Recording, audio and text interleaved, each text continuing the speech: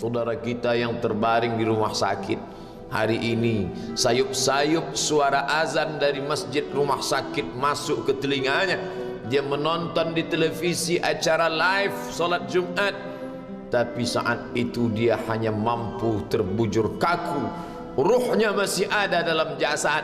Anaknya tidak bisa berada di sampingnya karena security tidak mengizinkan keluarga berada di dalam ruang ICU. Dia duduk di dalam. Suara terdengar, azan bersahutan, hayya 'alas salah, mari salat, hayya 'alal falah, mari menuju kemenangan. Dia hanya bisa meneteskan air mata. Kenapa? Kalau dulu dia waktu sehat sempat beribadah, penyesalannya tidak terlalu banyak. Tapi kalau di saat sehat walafiat tak sempat untuk menempelkan kening ke lantai, tak sempat melangkahkan kaki ke rumah Allah, tak sempat mendengarkan khutbah, maka tak ada duka di atas duka.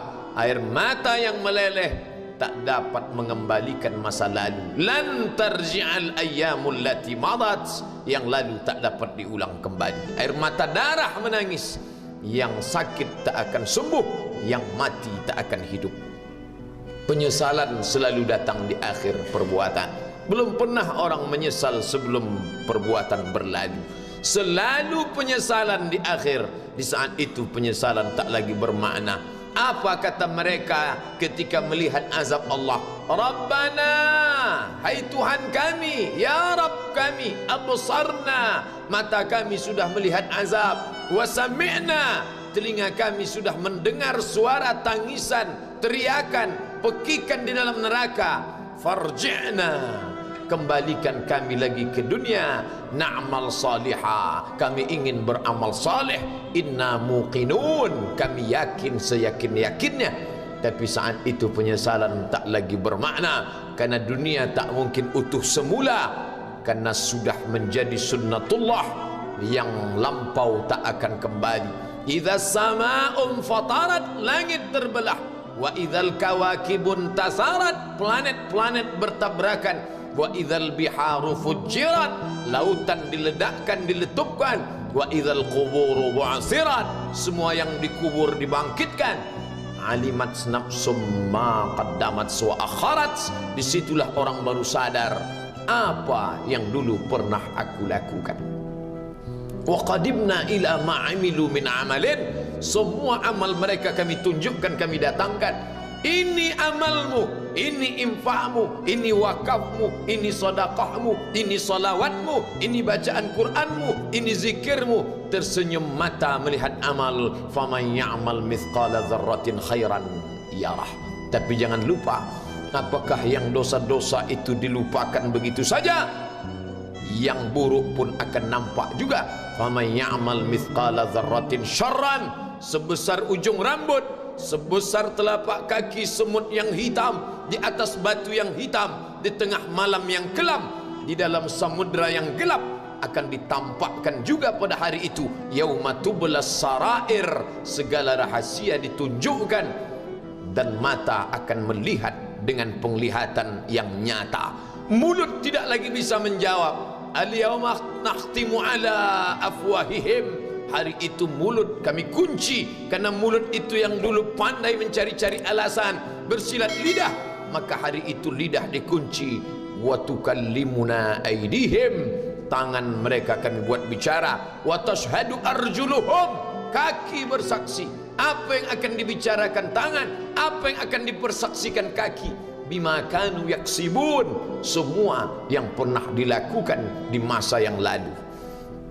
Berapa atasanmu sanggup memberi gaji sehingga begitu enteng kau tinggalkan solatmu? Apa yang dijanjikan istrimu sehingga begitu enteng kau berikan yang haram, hanya rayuan sesaat, padahal dia pun akan meninggalkanmu sebelum masa tua tiba? Apa yang dijanjikan anak-anakmu? Ayah, kami akan menjagamu di hari tuamu nanti, maka berikan kami yang kami inginkan, belikan kami rumah yang besar, belikan kami kendaraan yang mewah, nanti setelah hari tua kami akan menjagamu, kata mereka. Tapi setelah kita tua, dosa-dosa begitu banyak terkumpul, mereka pun meninggalkan kita di panti jompo yang penuh dengan kesunyian, hening, sepi. Suara cucu tak terdengar menangis karena mereka pun malu mengakui kita sebagai orang tua. Suapkanlah yang haram ke mulut mereka, berikanlah yang batil ke dalam perut mereka. Itu hanya akan menjadi azab di dunia sebelum hari kiamat tiba. Ish ma syi'ta, hiduplah sesuka hatimu. Ish ma syi'ta, apa yang mau kau makan, makanlah. Apa yang akan kau bekerjakan, kerjakanlah. Fa innaka mayyit, tapi ingat, kau akan menjadi mayat, kau akan mati. Semua akan diminta pertanggungjawaban di hadapan Allah Subhanahu wa ta'ala.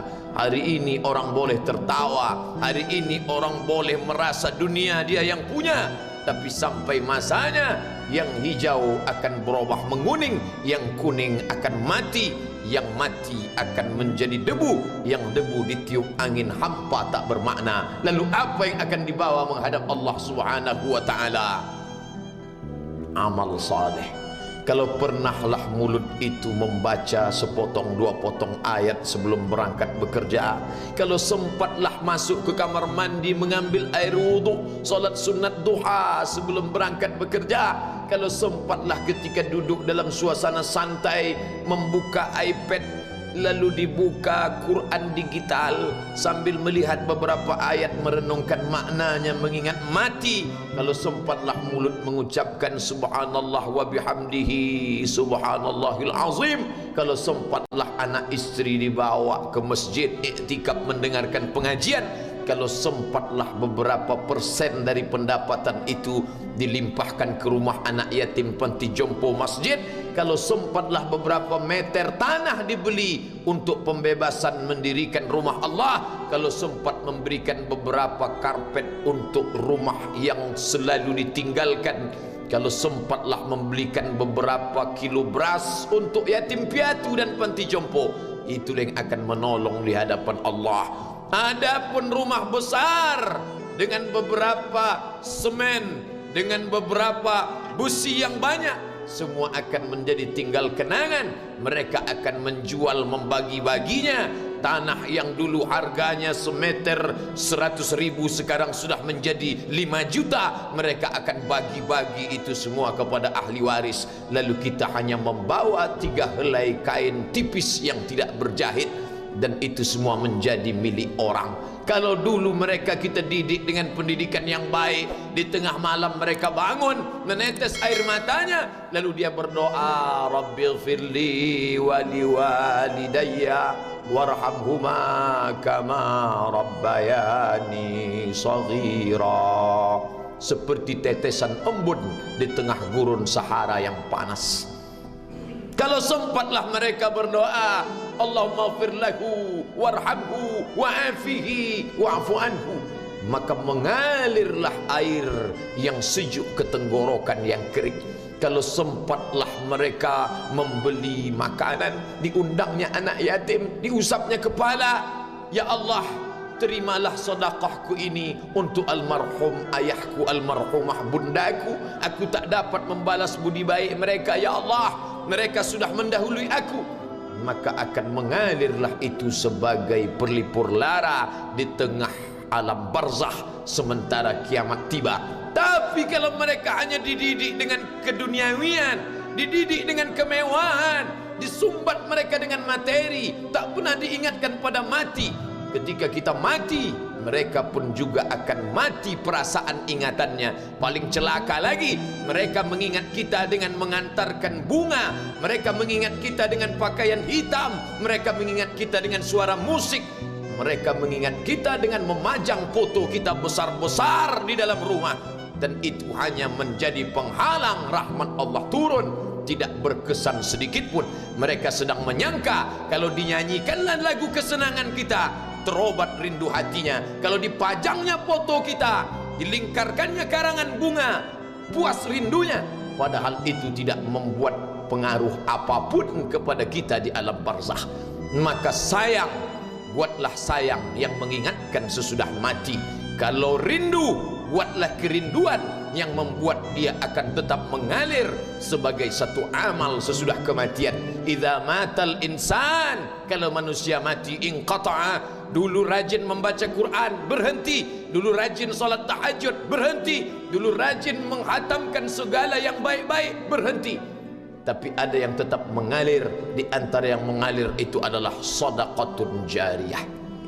Sempat membelikan beberapa bungkus nasi, nampak orang tua di panti jompo menyuap nasi itu, menggeletar tangan mereka karena usia lanjut, menetes air mata. Kita bukan sedang melihat orang tua, kita bukan sedang melihat orang lain, saat itu kita sedang melihat potret diri kita 30 tahun yang akan datang. Di mana aku 30 tahun akan datang? Surga, kenikmatan yang luar biasa, tapi dia tidak akan dimasuki oleh orang yang biasa-biasa. Solat biasa, baca Quran biasa, zikir biasa, untuk mendapatkan yang luar biasa, maka itu bukan perimbangan ibadah yang fair. Hanya dengan solat wajib biasa, hanya dengan baca Quran biasa, hanya dengan zikir biasa, hanya dengan sedekah biasa, berharap akan masuk ke dalam surga yang luar biasa, maka sungguh bukan suatu perimbangan perniagaan yang seimbang antara makhluk dengan Khalik Allah Subhanahu wa taala. Khutbah Jumat ini kembali mengingat kita, mengajak merenung bersama. Kita ini mau kemana? Di sini untuk apa? Yang kita bawa menghadap Allah itu apa? Apakah nama, jabatan, kebesaran, harta benda ikut menghadap Allah? Tidak. Dia akan tinggal menjadi puing-puing kenangan. Yang akan dibawa adalah amal saleh. Makanya kita selalu berdoa selesai wudu, Allahumma ja'alni minat tawabin waj'alni minal mutatahhirin, ditutup dengan waj'alni min ibadikas salihin. Karena orang yang saleh lah yang selamat dari kerugian, yang lain rugi. Innal insan, semua manusia lafi khusrin, rugi. Yang kaya rugi, yang punya kuasa rugi, yang ganteng rugi, yang punya anak rugi, yang punya istri rugi. Tapi ada yang beruntung, illallazina amanu, kecuali yang beriman, wa amilus salihati, dan beramal saleh. Itulah orang yang beruntung, karena dia akan hidup dalam kehidupan yang kekal abadi, membawa iman dan amal salehnya. Kalau sampai hari ini masih bersemayam di dalam diri kita, mari kita jaga. Dan kita berharap kepada Allah husnuzan, Allah menutup usia kita ini dengan husnul khatimah. Ketika itulah malaikat datang memanggil, menyambut, ya ayyatuhan nafsul mutmainnah, wahai jiwa yang tenang, irji'i ila rabbiki, kembalilah engkau kepada Tuhan Rabbmu, radiyatan mardiyah, engkau ridha kepada Allah, Allah pun ridha menerima engkau sebagai hambanya. Fadkhuli fi ibadi, masuklah engkau ke dalam golongan hambaku. Wadkhuli jannati, masuklah engkau ke dalam surgaku. Saat itu ruh keluar dari badan seperti tetesan air di hujung daun yang lembut menetes.